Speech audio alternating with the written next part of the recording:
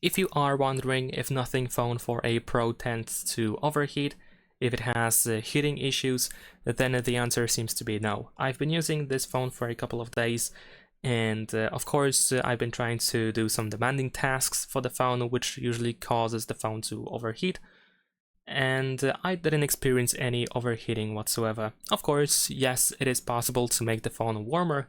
This is inevitable. It happens all the time with every smartphone. Once you, for example, start playing games for a longer time, maybe if you start recording a video for quite some time, or maybe if you do like a benchmark or something, then yes, these things can heat up the device. It can make the phone warmer. But I would not say that the phone overheats. The temperature feels completely fine. And yeah, so this is why I would say that this phone does not have any heating issues. And that's pretty much it. Leave a like and subscribe.